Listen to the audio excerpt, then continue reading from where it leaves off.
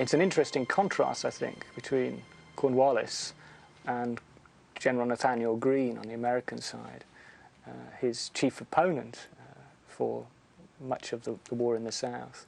Greene was, in fact, able to lose most of the battles he fought and yet succeed in winning the campaigns. Cornwallis's epitaph perhaps would be that he won the battles but failed to win the campaigns. When word of the surrender at Yorktown reached London, the Prime Minister, Lord North, took the news as if he'd been shot. "Oh God," he cried, "it is all over." King George was more practical. When men are a little recovered from the shock, they will then find the necessity of carrying on the war. Both men were right. Yorktown, in effect, brought the Anglo-American aspect of the war to an end. The British, quite simply, lost the will to carry on contesting for the American colonies. They had to divert resources to fighting the French and the Spanish and the Dutch.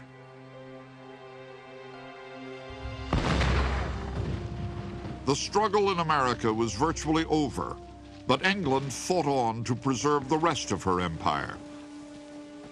Battles raged from Honduras to Gibraltar, from Guadeloupe to Ceylon.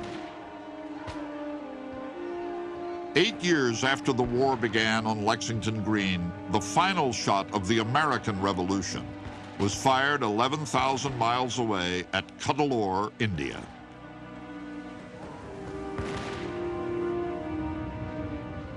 In the World War, the British were victorious.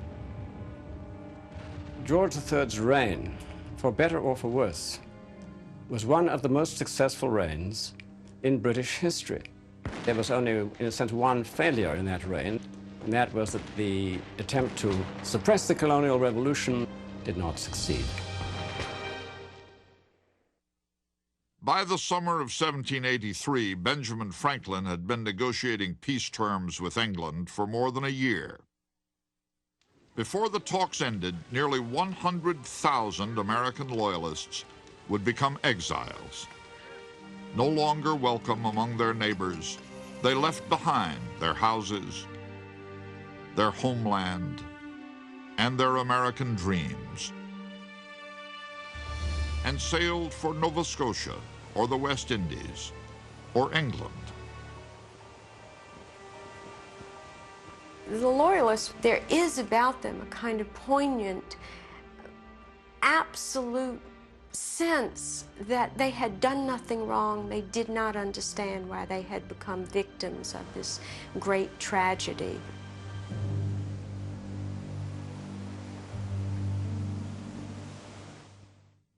On September 3rd, 1783, the Treaty of Peace between the world's greatest power and a nation of farmers was at last signed in Paris. This was the first time a third world country in modern terms had made a successful revolution against a great empire. The basic agenda for the world's people from that time until this very day is not only the freedom of Americans, but the freedom of all peoples in third world countries who are oppressed or exploited by first world empires. On December 4th, 1783, from New York Harbor, the last British ship left the United States of America. Blocks away in a hushed room at Fraunce's Tavern, George Washington bade farewell to his officers. With a heart full of love and gratitude, I now take leave of you. I devoutly wish that your latter days may be as prosperous and happy as your former ones have been glorious and honorable. I cannot come to each of you, but shall feel obliged if you will come and take me by the hand. Some of the men in that room had served with Washington for 8 years, through Valley Forge and Morristown, Brandywine and Monmouth, through mutiny, starvation, and near defeat.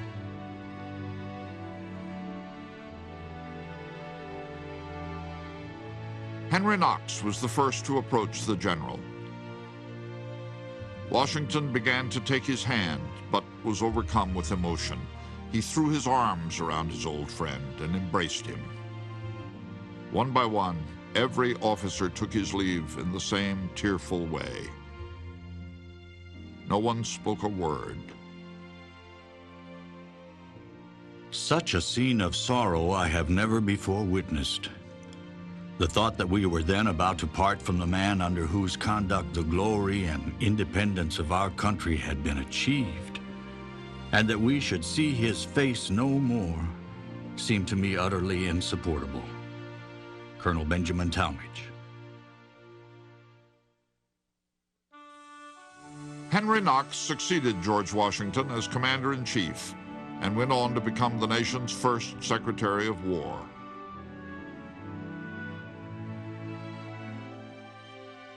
Supporting his troops through the Revolution left Nathaniel Greene in debt. After selling off his home in Rhode Island, the hero of the South was given a plantation by the grateful state of Georgia. He died there 1 year later at 44 of heat stroke. Thomas Paine, whose fiery words sparked a revolution, became too radical even for America. He died at 72, impoverished, alcoholic, and forgotten.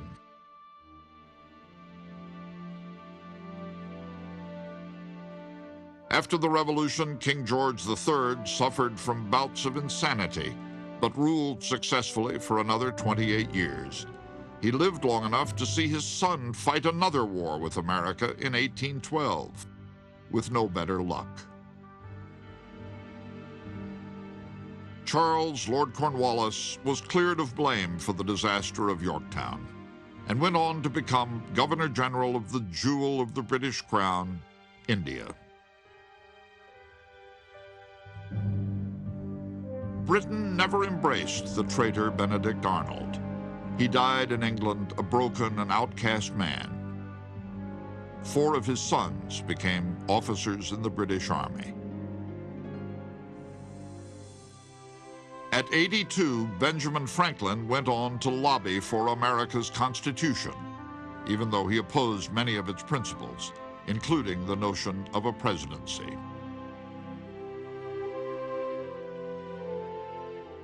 The Marquis de Lafayette returned to France to lead his own country's revolution. He drafted what became the preamble to the French Constitution.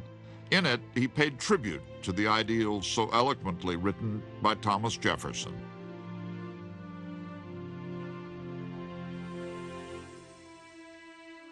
Jefferson, whose most immortal words were "all men are created equal," could not bring himself to free any but 5 of his 150 slaves, even on his deathbed. Jefferson and John Adams died on the same day, July 4th, 1826, exactly 50 years after the Declaration of Independence.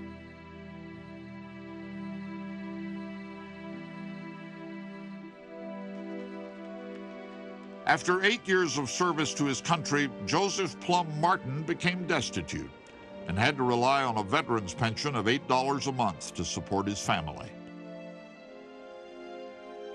After his death at the age of 89, his hometown placed a marker at his grave with the simple epitaph, "A Soldier of the Revolution."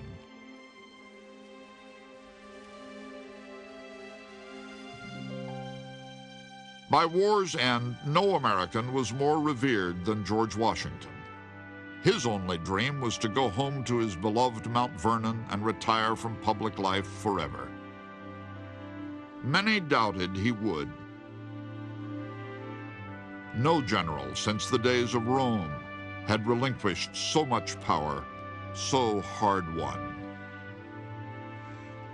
Washington was careful always to present himself as a man of peace, reluctantly driven to the sword. And in his portraits, he was careful to have himself depicted as one whose sword was in his left hand. If your sword is in your right hand, that means you're ready to unsheath it.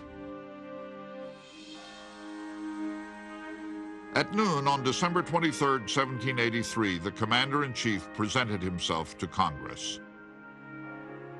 With a trembling voice, he resigned the commission he had faithfully upheld through the long war.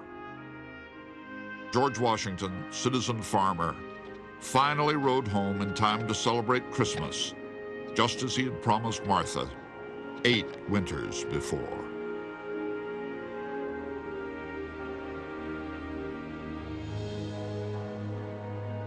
In 1799, at the age of 67, the man who would be called the father of his country died childless.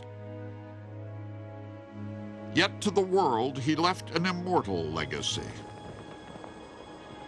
The citizens of America, he wrote, are now possessed of absolute freedom and independency. They are, from this period, to be considered as the actors on a most conspicuous theater, which seems designated by Providence for the display of human greatness.